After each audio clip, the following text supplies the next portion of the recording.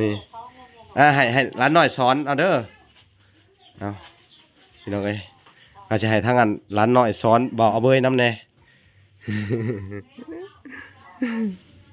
ที่เฮ็ดได้น่ะสบายดีกล้องแล้ว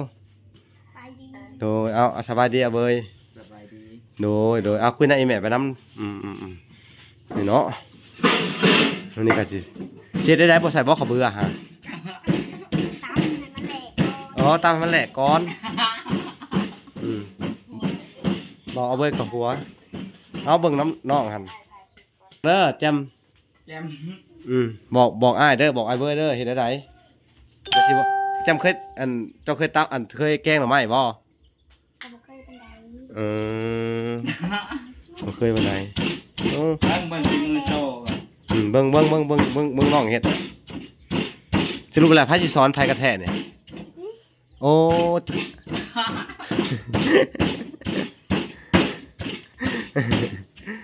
หนูแจมสิสอนเอาเบยแม่นบ่ฮะโอ้เอาหัวแล้วพี่น้องเอ้ยเอาตำไผสิเป็นคนตำให้เอาเบยให้เจ้าตำแล้วก็ให้เอาเบยเป็นคนแกงเด้อเอาตำให้มันแหลกๆเอาเบยมีหยังแหน่ขั้นตอนแกงเฮ็ดเอาไปเตรียมมาไว้หรือยังเจ้าเว้าให้ฟังดูเป็นหนูฮะมีเป็นหนูเกลือมีปลาแดกโอเคสูตรของมันเลยยำเพิ่นต้องแจมก็สิเฮ็ดแล้วแหละเนาะซีหมูรู้เอาเบยเป็นอะไรเจ้าน่ะแซ่บบ่แจมซีมรอดเอาซีมึงดูแล้วก็ไปล้างปลาปิ้งปลาเลยจะหน่อยนี่เอาพี่น้องเอ้ยโอ้ผดองค์ออกเป็นอะไรสีมือเคยกินบ่แบบนี้แม่ใหญ่เฮ็ดแซ่บอยู่ที่เจ้าสิเฮ็ดนะเฮ็ดได้อีหลีบ่เฮ็ดได้ดีบ่ได้ตัวนะอ๋อบ่ได้ตัวเนาะอันนี้มันลายคนเฮ็ดแล้วปะให้เขาเฮ็ดอ๋อโอเคเอา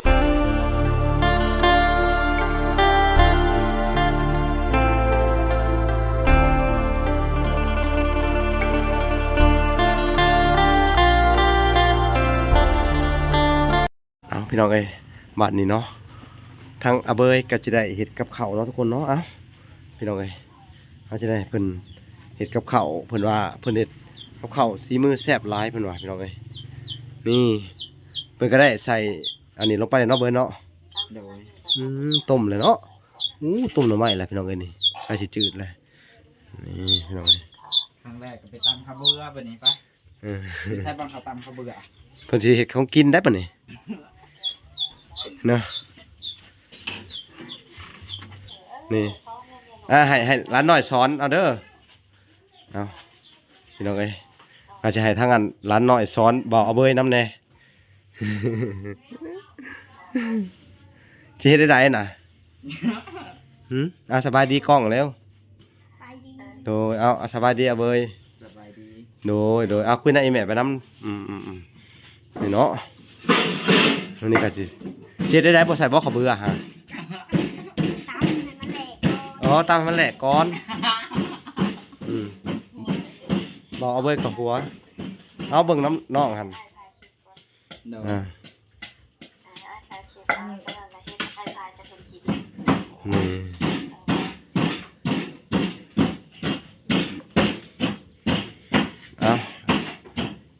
เอาเบยมาโชว์สีมือเร็ว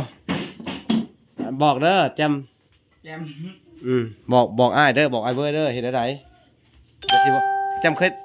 เจ้าเคยตักเคยแกงหน่อไม้บ่บ่เคยปานใดเบิ่งมือโซ่เบิ่งน้องเฮ็ดสรุปแล้วไผสิสอนไผกระแท้เนี่ยโอ้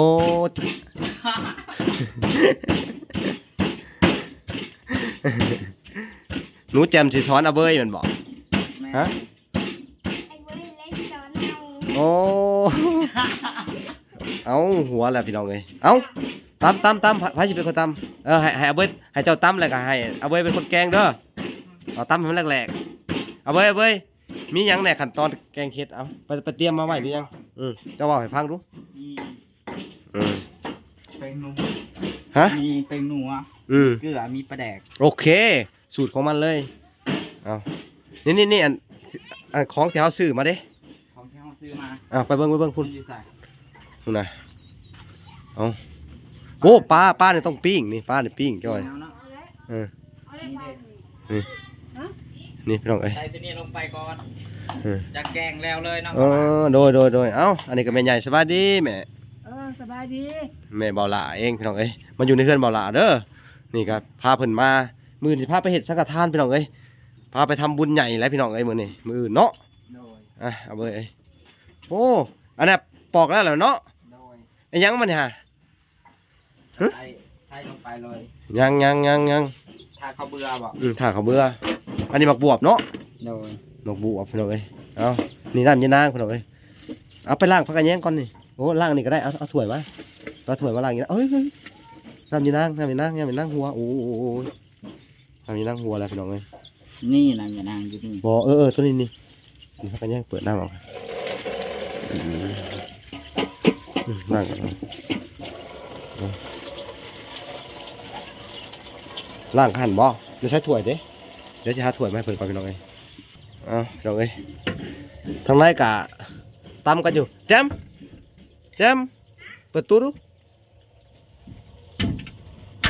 เปิดตู้พี่น้องเอ้ยล้างแล้วบ่ โดย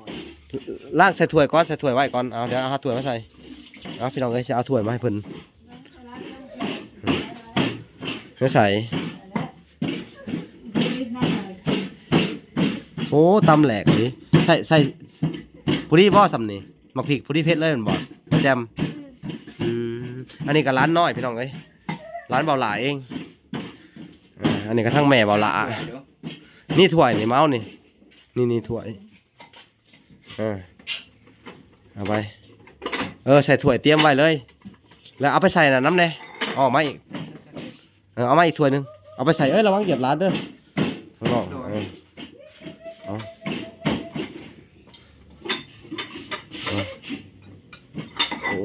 เอาไปใส่บักบัวไป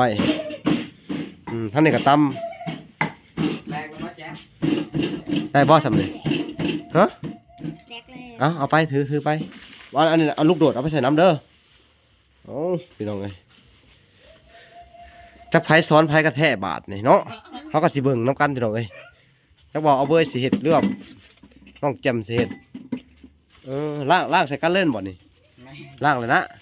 ล้าง เด็ดเข็มซาวมาใส่นี่ไว้เอา มันเหลือนะ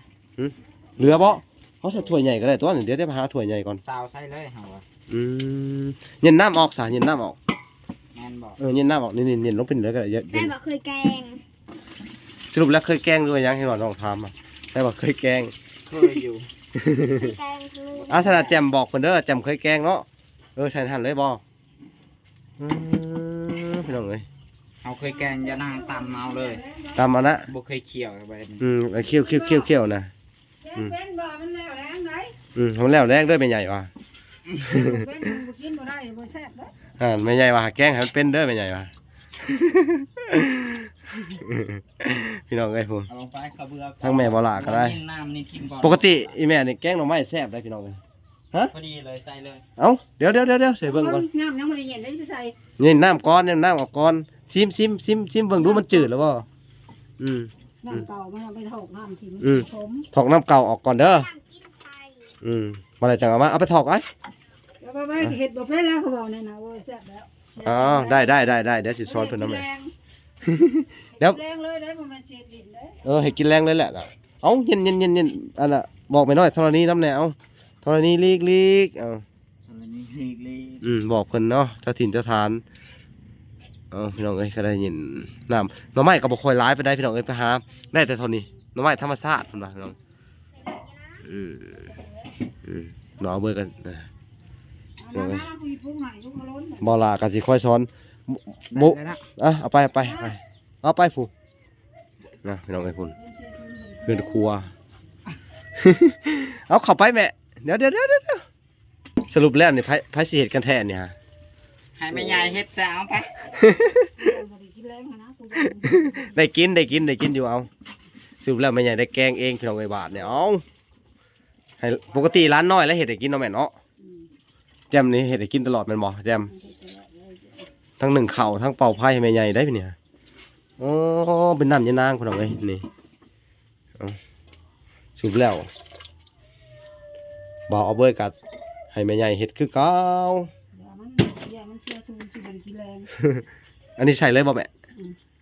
เอาพี่น้องเอ้ยใส่เลยเอาโอ้นี่นี่เนาะพี่น้องเอ้ย ไม่ใช่เอาบวงใหญ่มั้ย เอาปลาบวงใหญ่มาให้แม่ใหญ่ลูกเอาพี่น้องเอ้ยผู้ทางร้านหน่อยก็ไปเอามา ใส่ มีแต่เพิ่นเด้อเนาะแม่เฮ็ดให้กินแต่มื้อ แต่มันเลยดิ อืมอันนี้อยากมาโชว์ซีมืออีกเอาพี่น้องเอ้ยนี่คนล้นเบิ่ง อย่าไปงัวบ่ หึ มาเลย เอามาเลยเอาคนเลยติดว่าสิให้เบาเอาเบยพี่น้องเอ้ยแต่ว่าแม่ใหญ่บ่มั่นใจซีมือ มันใจแล้วสิบ่ได้กินแรง เออสิกินแรงว่าซั่นโอ้ยตายแล้วแบบนี้พี่น้องเอ้ยนี่บ่มั่นใจเพิ่นว่าแม่บ่ละก็คนตลกดีพี่น้องเอ้ย กินแรงแล้วว่าสิไปเฮ็ด ปิ้งปลาต่อเนาะแม่เนาะ กินกับปลาอีกปลามาคั่วได้ด้วยจ้ะลูก ให้น้องแจมเฮ็ดกระบอกเอาเบยพี่น้องไอ้ปิ่งปลาปกติอันแกงหน่อไม้ซีมือแม่บ่ล่ะโอ้ยสุดแซ่บได้พี่น้องเอ้ยไปอยู่ไสก็กินฮอดเพิ่นสิมีใส่หยังล่ะแม่ปกตินี่ มาคั่วใส่เฮ็ด ใส่บักบวบใส่มะเฮ็ด ใส่น้ำยานาง โอ้ใส่ลูกโดดน้ำเด้อหะเอาพี่น้องเอ้ยเอาดิ ลูกโดด นี่ลูกโดดโดดน้ำต้มแต้มเลยพี่น้องเอ้ยเพิ่นลูกโดด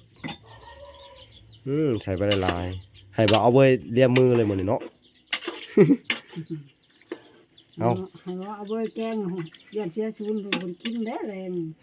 ได้แล้ว บ่อยากเชื่อใจเพิ่นเนาะพี่น้องเพิ่นว่าเพิ่นเฮ็ดเป็นเนาะพี่น้องแต่มื้อหน้าบ่ล่ะสิเป็นคนสอนเองพี่น้องเอ้ยเพราะว่าสูตรแกงหน่อไม้นี่เฮาเฮ็ดกินเป็นเบิดเนาะเฮ็ดคงกินพอได้พี่น้องเอ้ย เอาตอนมันไปนั่งบนน้ำ อันนี้เก็บออกแม่อันนั้นตัวแรกหกก็เก็บออกไปเอาคั่วกะสิประมาณนี้แหละเนาะพี่น้องเอ้ยเพื่อนบ่ล่ะกันนี่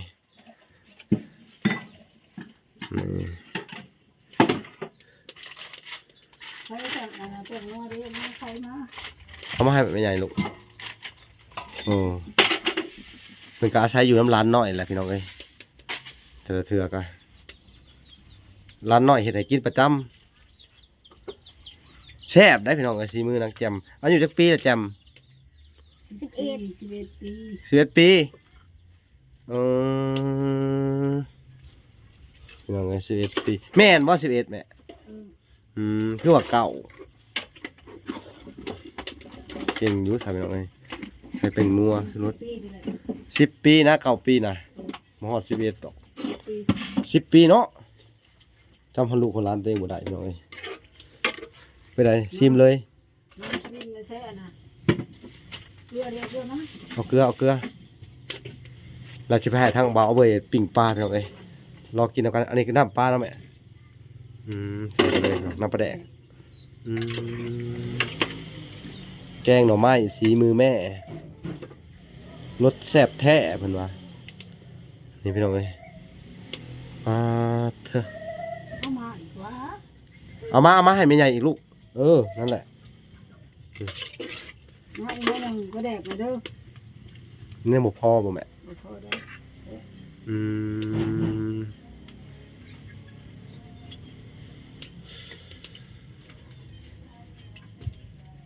ผมว่า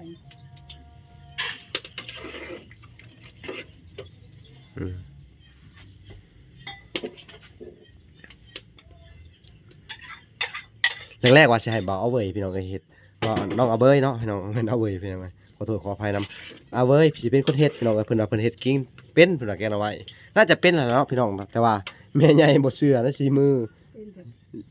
น้ำมันก็บ่อยู่เองเนาะไม่เสีย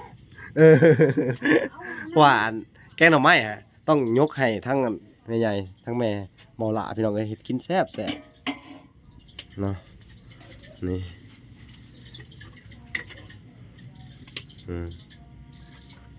มันยังแม่น่ะถึงนัวเอาไปเก็บปั่นเลยบนล่างจานกับเห็ดคักอะไรนี่ บัวเห็ดหาย เอ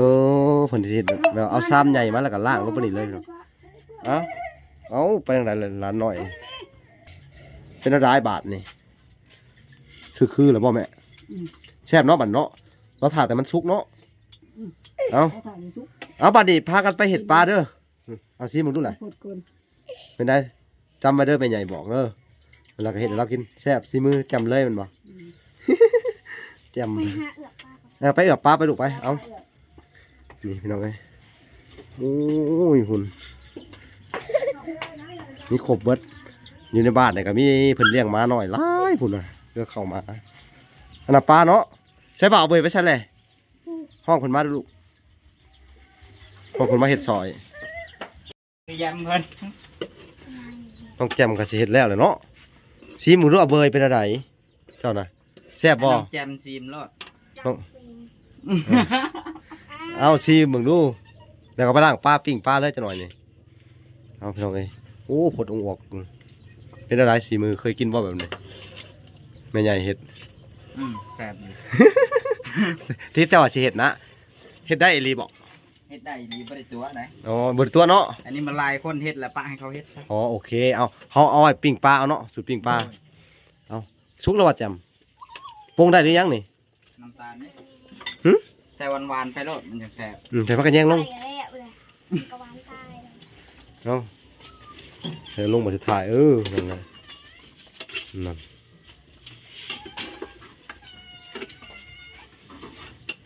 หมามันเข้าไปเอาไปทางฮะจนตายหมาฮะ อืม อันนี้ ใส่ผักกระแยงน่ะปรุงเลยเด้อเอาบาดนี่พี่น้องเอ้ยเป็นตาแซ่บไปเห็นรัวอยู่เอาเว้ยมาปรุงเว้ย หมามันสิตายอยู่นี่ ไปเห็นอะไรนะโอ้ยเป็นอะไรเนอบาดนี่มาหน่อยเขาไปติดหยังอยู่หันนะ อ๋อแม่น้องแย้ม ไปติดอีหยังนะเขาไปติดหยังหันนะ สปิติยังมันจิขาวมาก โอ้มันอยากเข้ามานี่เนาะโอ้ยลูกเอ้ยเอาเข้ามาเอาเข้ามาออกไปสั่งอะนะโอ้ยเนาะม้าแม่ใหญ่ ผู้ใหญ่มันขมมา เลี้ยงม้าหลายแม่ใหญ่ครับ อันนี้มา บ่ เอา ไปปรุงเลยเจ้าไปปรุงปรุงเลยสิปรุงกับมันได้เพื่อนสิ ขอเลยครับ เอาปรุงมา โอ้ฮอนฮอนฮอน หอมบ่ ขอและหนูเย็นนะ โอ้ยมาหน่อยไล่เอาเด้อก ระเจนะ เอานี่พี่น้องเอ้ยฮ้อนบ่ ว่าชิมมึงแล้ว แซ่บ อัดตู้ไว้เด้อจะให้มาหน่อยเขามาหลาย ไม่ น่ะ ได้ไม่จังว่าบ่อยากให้เจ้าเห็ดตัวใดมันสิบ่ดีแรง พี่น้องเอ้ยแล้วก็ไปเตรียมปิ้งปลาเลยเอาปิ้งปลาเลยเจ้าเฮ็ดเป็นแล้วปิ้งปลาสินี่ไม่หีบนี่สิใส่ไม่หีบเอาว่าเลยใส่อันน่ะ ใส่มีฮีบมานี่แหละ เอานี่เนาะเอาพากันไปเฮ็ด2คนเลยเอา ไป ไปเฮ็ดน้องเพิ่นออกมาเนี่ยโอ้ปกติอัดประตูไว้พี่น้องเอ้ยนี่พอดีถ่ายคลิปมันก็เลยแล่นวุ่นวายอยู่มาหน่อยนี่พี่น้องเอ้ยนี่ น้องแย้มเฮ็ดแน่นอน นั่นแหละโอ้มันสิบ่ใหม่ก่อนซุกบ่ล่ะแจม ต้องใส่กระบาลนะ เอาหัวมันเข้าในเด้อเอาหัวมันเข้าในเด้อปิ่งปลาเอาหัวเข้าในเอาหัวเข้าในมันจะซุกก่อนบ่เอาหัวออกนอกเอาหัวเข้ามาในเห็นบ่ เอาแบบนี้บ่ เอาหัวเข้าในเบิดเลยนั่นแหละประมาณนี้แหละนั่น โอ้ฮอน เอาขึ้นมาไหมก่อนมันฮ้อนอันตัวนั้นคือกันจับหัวเข้ามาปิ่นท้ายมันออกหั่นน่ะตัวนั้นยังหัวออกในอยู่ ตัวนี้น่ะ พูดตัวนั้นพูดน้ำ ตัวนี้น่ะ เห็นบ่นั่นแหละเอาพี่น้องเอ้ยเอาถ่านอันนั้นเอาอีกแต้มมันสิใหม่ก่อนสุกเด้พวกถ่านเอาเลย ตัว นึง นี้พอดีนี่ เอาพี่น้องเอ้ยดังถ่านพี่น้องปกติพุ่นเตาถ่านเขี่ยลงบ่ฮะมอดน้ำไว้เด้อมันสิติดถ่านนี่แต้มเอาน้ำมาเดี๋ยวมามอดไว้นี่มันสิติดนี่เดี๋ยวมันใหม่ มันใหญ่ ติดเท่า มันเข้าไปอีกบ่ โอ้เพิ่นเลี้ยงม้าหลายพี่น้องเอ้ยแม่ใหญ่ ไปแล้ว เพิ่น ไปนี่บ๊ายบาย ไปแล้วบ่ โดย เอาถ่านกินอย่างเดียว โดย พี่น้องเอ้ยกับบุมีอย่างไรพี่น้องเอ้ยให้ทั้งน้องจำเพิ่นขนาดเลย นี่เอาพริกมาเอาเร็วโอ้ยพี่น้องมาหีบกับบ่อยากอันน่ะในมาตรฐานปานใดเอาแป้งใหม่ดูเอาใหม่เอาแป้งเบิ่งสีแต่เบิ่งนี่แหละนี่โอเคบัดนี้จังพริกเดี๋ยวเด้อเวลาจับมันแน่นๆแล้วมันกินนี่มาสิเอาพี่น้องเอ้ยก็จะให้ทั้งอันร้านแจมเห็ดต่อไปเอาซุกก่อนแต่สิมาเบิ่งอีกที่หนึ่งเนาะโอเคพี่น้องนี่พี่น้องเอ้ยบรรยากาศยามค่ำๆพี่น้องเอ้ยนี่ที่เฮือนเบาหลาพี่น้องเอ้ยหลังจากนี้ก็ เป็นหยัง อาเบยก็จะได้เตรียมพากันกินข้าวพี่น้องเอ้ยหลังจากเขาไปเบิ่งปลาซุก เบิ่งหลานก็ซักง่ายๆนะ มาเอาเบยนี่พี่น้องเอ้ย เปิดกล้องให้เบิ่งดู เดี๋ยวเขาจะไปเบิ่งปลาว่าสุกหรือยังพี่น้องเอ้ยโอเคพี่น้องเอ้ยปลากระสุกเพื่อที่ยำห้อยน้องแจมเห็ดแจมมาถือไปพี่ลูกเอามาถือไปพี่เอาน้ำไปให้น้องครับจะชวนเอาเว้ยกินข้าวอะไรพี่น้องเอ้ยเบยมากินข้าวมานี่คนกับโบราณเป็นไดเพียงเอาพี่น้องเอ้ยเอาเบยก็สิได้กินข้าวเลยบัดนี้เนาะเอาลองซีมึงดูกินกับแม่ใหญ่พี่น้องเอ้ยนี่แม่ใหญ่ก็อุ้มหลานอยู่น่ะนี่พี่น้องเอ้ยเป็นไรแม่ใหญ่แกงให้กินแซ่บบ่